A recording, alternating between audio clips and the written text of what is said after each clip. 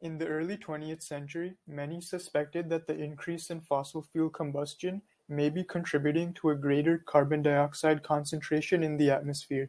The problem was that there wasn't much data to confirm this theory. In 1956, a scientist by the name of Charles David Keeling decided to measure atmospheric CO2 levels. He took samples during the day and night, and over time he found that the CO2 concentration at night was higher than during the day. This is because plants absorb CO2 during the day to create food and release the CO2 at night. In 1958, Keeling decided to take his research to the next level at Mauna Loa in Hawaii.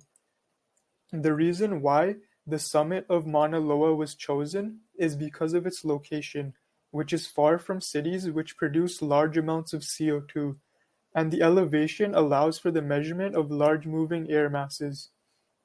Keeling found that CO2 levels continued to increase year over year, and this data was plotted on a graph.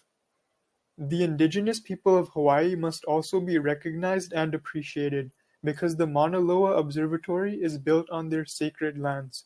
Without their land, Keeling would not have been able to conduct his measurements. The Keeling curve demonstrates how the atmospheric concentration of CO2 has continuously increased since 1958 to the present day.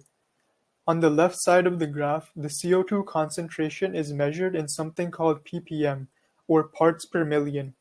This means that for every 1 million particles of air, there are 418 particles of CO2 as of March 11, 2022, according to the Scripps Institute of Oceanography. The curve also demonstrates a clear seasonal variation in CO2 levels. The growth of vegetation during the spring and summer months causes CO2 levels to begin to decrease because plants are absorbing CO2. In the fall and winter months, the CO2 levels begin to increase again due to the breakdown and decay of plant material, from which the CO2 is released into the atmosphere. The Keeling curve is one of the most important scientific works of our time due to the implications that increasing CO2 levels have on the planet. Energy from the sun is trapped in the Earth's atmosphere due to CO2 and other gases. This is known as the greenhouse effect. Think of how an actual greenhouse uses glass to trap heat from the sun. The same thing is occurring with the Earth, with the atmosphere acting as the glass.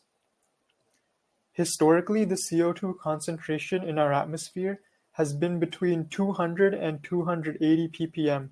However, the burning of fossil fuels has resulted in the current levels of created using Powtoon.